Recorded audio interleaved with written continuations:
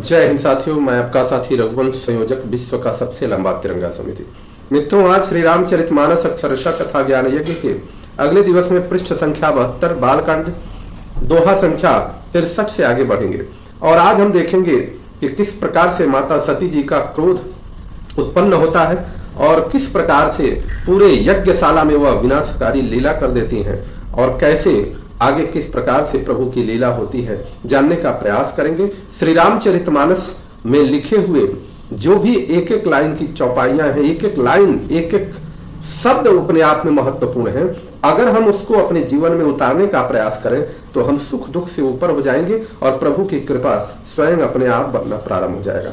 आइए, गोस्वामी जी लिखते हैं कि अब माता सती जी जब हमने देखी कि वहां पर भोलेनाथ का कोई भाग नहीं है, उस यज्ञशाला के बगल में भोलेनाथ का कोई भाग नहीं है, तो क्रोध से आतुर हो गई। अब कह रही हैं कि सुनहु सभासद सकल मुनिंदा, कहीं सुनी जिन शंकर निंदा, सो फल तुरत लहब सब काहू, भली भांति पछताव पिताहू। हे सभासदों और हे सब मुनीश्वरों, सुनो, जिन लोगों ने यहाँ शिव जी की निंदा किया सुनी है उन सबको उसका फल तुरंत ही मिलेगा और मेरे पिता दक्ष भी भली भांति पछताएंगे, क्योंकि शिव जी की निंदा करना और शिव जी की निंदा सुनना दोनों ही अपने आप में पाप है। ये संदेश आता है। संत शंभु श्रीपति अपवादा, सुनिए जहां तह सिमर जादा, काटिय तासु जीभ जो बसाई, श्रवण मुंह दिनत चलिए पराई। जहां पर संत शिव जी और लक्ष्मीपति भगवान विष्णु जी की निंदा सुनी जाए वहां ऐसी मर्यादा है कि यदि आपका बस चले, आपके पास पुरुषार्थ हो, क्षमता हो, तो उसकी जीभ को काटिए और नहीं क्षमता है तो कान मूंद करके वहां से निकल जाइए, भाग जाइए। यही मर्यादा है। अगर आप बैठ करके सुनते हैं कि भोलेनाथ की निंदा सुनेंगे, श्री नारायण की निंदा सुनेंगे, ब्रह्मा की निंदा सुनेंगे, तो आपका अहित निश्चित है, उसको कोई रोक नहीं सकता। जगदात्मा महेश पुरारी, जगत जनक सबके हितकारी, पिता मंदमति निंदत तेहि, दक्ष शुक्र संभव यह देहि। त्रिपुर दैत्य को मारने वाले भगवान महेश्वर संपूर्ण जगत के आत्मा है। वे जगत पिता और सबका हित करने वाले हैं। मेरा मंद बुद्धि पिता उनकी निंदा करता है और शायद या मेरा जो शरीर है उसी के वीर्य से उत्पन्न हुआ है, इसलिए आगे जब मैं करने जा रहा हूं उसको समझिए। क्या करने जा रहे हैं? तजिहं तुरत देह तहि हेतु, उरधरि चंद्र मौलि वृष केतु। इसलिए चंद्रमा को ललाट पर धारण करने वाले वृष केतु शिव जी को हृदय में धारण करके मैं इस शरीर को तुरंत ही त्याग दूंगी, क्योंकि ऐसे पिता मेरे हैं कि जो शिव जी की निंदा करते हैं और शिव जी का भाग उसमें नहीं रखते हैं, तो मैं इस शरीर को ही रखना नहीं चाहूंगी, जिससे उनका जो मेरे ऊपर अधिकार है वो अधिकार ही समाप्त हो जाए। माता सती जी क्रोधित होकर के कहती हैं, अस कहीं जो गया गिन तनु जारा, भयं सकल मख हाहाकारा। ऐसा कहकर सती जी ने योगाग्नि में अपना शरीर भस्म कर डाला। मारो, अब सारी तरफ यज्ञशाला में हाहाकार मच गया। अब हाहाकार मच गया तो इसके बाद क्या होगा आगे देखिए। सती मरण सवनि शंभुगना, लगे करण मख खीस, यज्ञ विध्वंस विलो की भृगु, रक्षा कीन्हि मुनीस। सती का मरण सुनकर शिव जी के जो गण थे यज्ञ विध्वंस करने लगे। यज्ञ विध्वंस होते देख करके मुनीश्वर भृगु जी ने अपने तपोबल से उस यज्ञ की रक्षा किया। यहां पर बहुत सुंदर बात कही गई है कि अगर कोई भी व्यक्ति वहां पर आता है और जहां पर भगवान भोलेनाथ का अपमान हो रहा हो, भगवान श्री राम का अपमान हो रहा हो, भगवान श्री विष्णु का अपमान हो रहा हो, चाहे कितना भी तपस्वी हो उसको दंड मिलेगा और भृगु जी को भी दंड मिलेगा। कैसे आगे देखिए। समाचार सब शंकर पाए, वीरभद्र करि कोप पठाए, यज्ञ विध्वंस जाई तिन्ह कीन्हा, सकल सुरन विधिवत फल दून्हा। जब भोलेनाथ जी इसका समाचार पाए कि सती जी ने अपनी योगाग्नि में शरीर को भस्म कर दिया है, तो उन्होंने वीरभद्र नामक अपनी एक गण को भेजा। कैसे भेजा? उन्होंने जटा निकाली और जटा में से एक बाल जमीन पर पटका और पटकते ही वीरभद्र उत्पन्न हुआ और वीरभद्र को भेजा। सोचिए, एक बाल से इतना प्रलयंकारी वीरभद्र अगर उत्पन्न हो सकते हैं तो सोचिए कि वह शिव जी क्या है। और शिव जी की निंदा करके हम अगर अपना शुभ चाहते हैं, शिव जी की स्तुति नहीं करते हैं, तो फिर हमारा कैसे कल्याण होगा। मैं जग विदित दक्ष गति सोई। अब आकर के जब वीरभद्र ने यज्ञ को विध्वंस करना प्रारंभ कर दिया, सब विध्वंस कर दिया। अभय जग विदित दक्ष गति सोई, जसु कछु शंभु विमुख कह होई। यह इतिहास सकल जग जानी, तातिमय संक्षेप बखानी। दक्ष की जगत प्रसिद्ध वह गति हुई जो शिवद्रोही की हुआ करती है। शिवद्रोही की गति वही होगी जो दक्ष की गति हुई है। दक्ष तो थोड़ा सा उनके साथ रहम हो गया बाद में, परंतु अन्य को रहम नहीं होगा, क्योंकि वहां पर सारे देवताओं ने भगवान भोलेनाथ की स्तुति की। यह इतिहास तो बहुत बड़ा है, जिसको संक्षेप में गोस्वामी जी कहते हैं कि मैं कह रहा हूं।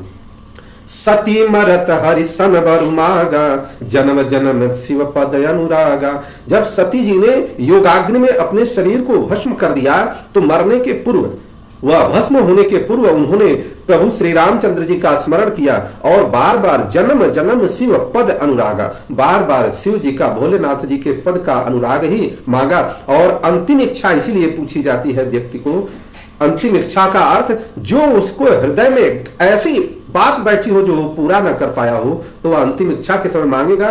तो अगर नहीं भी पूरा लौकिक रूप से हो पाएगा तो ईश्वर उस पर ध्यान देते हैं। यही माता सती जी ने भी संदेश दिया, और सती जी ने जन्म जन्म शिव जी को अपने पति के रूप में माना, और उन्होंने कहा कि उनके पद का ही अनुराग हमको मिले। ते कारण ही में गिर गृह जाई, जन्मी पार्वती तनु पाई। सती ने मरते समय भगवान श्री हरि से यह वर मांगा, और उसी कारण से वो कहा था, सती जी ने कहा कि हे प्रभु, मुझे पत्थर का शरीर दे देना, मुझे पत्थर के घर पैदा कर देना, लेकिन मुझे केवल भोलेनाथ के शरण में ही रहना। उसी कारण से वह हिमांचल के घर अर्थात पर्वतराज के घर पैदा हुई और शरीर के रूप में उन्होंने जन्म लिया। जब ते उमा शैल गृह जाई, सकल सिद्धि संपत्ति तह छाई। जह तह मुनि न सुआश्रम कीन्हे, औचित बास हिम भूधर रीन्हे। जब से उमा जी हिमांचल के घर जन्मी, तब से वह सारी सिद्धियां और संपत्तियां वहां छा गई। मुनियों ने जहां तहां सुंदर आश्रम बना लिए और हिमांचल ने उनको उचित स्थान दिए। सदा सुमन फल सहित सबा, द्रुम नव नाना जाति। प्रगति सुंदर शैल पर, मनिया कर बहु भांति। उस सुंदर पर्वत पर बहुत प्रकार के सब नए नए वृक्ष सदा पुष्प फल युक्त हो गए, और वहां बहुत प्रकार से मणियों की खाने उत्पन्न हो गई। अब उसके बाद देखिए, सरिता सब पुनीत जलुबाई, खग मृग मधुप सुखी सबल। अब यहाँ से अब पहुंच गया, ये कथा कहाँ चली गई? अब कथा चली गई हिमांचल जी के वहां, कि वहां पर किस प्रकार से माता सती जी का जब जन्म होता है तो किस प्रकार का माहौल हो गया कि सरिता सब पुनीत जलुबाई, खग मृग मधुप सुखी सब रहाई। सारी नदियों में पवित्र जल बहता है और पक्षी पशु भ्रमर सभी सुखी रहते हैं। सहज बयरु सब जीवन त्यागा, गिरि पर सकल करहि अनुरागा। सब जीवों ने अपना स्वाभाविक वैर छोड़ दिया और पर्वत पर सभी परस्पर प्रेम करके रहने लगे। यहां देखने की बात है, यहां से ज्ञान हमें मिलता है कि जब किसी के भी साम्राज्य में या किसी के शासनत्व में जब लोग प्रेम से रहने लगे, बैर छोड़ दें, तो समझिए वह श्रेष्ठ व्यक्ति है। और जब परस्पर द्वेष शुरू हो जाए, एक दूसरे से युद्ध शुरू हो जाए, तो यह समझना है कि वहां पर वह व्यक्ति श्रेष्ठ नहीं है, वह किसी न किसी अपने पुण्य कर्म का फल पाया है, जिससे श्रेष्ठता का आडंबर ले बैठा हुआ है। सोह शैल गिरिजा गृह आए, जिन जनु राम भगति के पाए। नित नूतन मंगल गृह तासु, ब्रह्मादिक गावहि जसु जासु। पार्वती के घर आ जाने से पर्वत ऐसा शोभायमान हो रहा है जैसा राम भक्ति को पाकर भक्त शोभायमान होता है। उसके घर नित्य नए नए मंगलोत्सव होते हैं, जिसका ब्रह्मादि यश गाते हैं। नारद समाचार सब पाए, कौतुक कहीं गिर गे है सिधाए। शैल राज बड़ आदर कीना, पद पकारी बर आसन दीना। जब नारद जी ने ये सब समाचार सुने तो वे कौतुक ही में हिमांचल के घर पधारे और पर्वतराज ने उनका बहुत आदर किया, चरण धोकर उनका उत्तम आसन दिया। नारी सहित मुनि पद सिरुनावा, चरण सलिल सब भवनु सिधावा। निज सौभाग्य बहुत गिरि बरना, सुता बोली मेली मुनि चरना। फिर अपनी स्त्री सहित मुनि के चरणों में सिर नवाया और उनके चरणोदक को सारे घर में छिड़काया। हिमांचल के ने अपने सौभाग्य का बहुत बखान किया और पुत्री को बुलाकर मुनि के चरणों पर डाल दिया। त्रिकालज्ञ सर्वज्ञ तुम्हा, गति सर्वत्र तुम्हारी। अकहं सुता के दोष गुना, मुनिवर हृदय विचारी। और पुत्री को जब उनके सामने रखा तो कहा, हे मुनीश्वर, आप त्रिकालज्ञ हैं, आप सर्वज्ञ हैं, आपकी सर्वत्र पहुंच है, हर जगह आप पहुंच जाते हैं, अतः आप हृदय में विचार कर कन्या के दोष गुण कहिए। इस प्रकार से अब आगे अगले दिन वहां पर दक्ष प्रजापति का यज्ञ विध्वंस हुआ। जितने लोगों ने दक्ष प्रजापति को सहयोग दिया था सबको दंड मिला, उचित दंड मिला, जैसा चाहे ऋषि महर्षि हों, चाहे जिस प्रकार के लोग हों, सबको दंड मिला। और हमें इससे सीख मिलती है कि हम किसी भी अवस्था में भोलेनाथ प्रभु श्री रामचंद्र जी के शरण में ही रहें। अगर इनके शरण में रहेंगे तो बहुत कुछ गलतियों से प्रभु दिशा निर्देश करेंगे, उन गलतियों से हमें दूर हटाने का प्रयास करेंगे। शरण से अगर दूर हटेंगे तो हमारे अंदर बहुत सारी गलतियां आ जाएंगी, बहुत सारी त्रुटियां होंगी, जो त्रुटियां हमारे विनाश का कारण बनेंगी।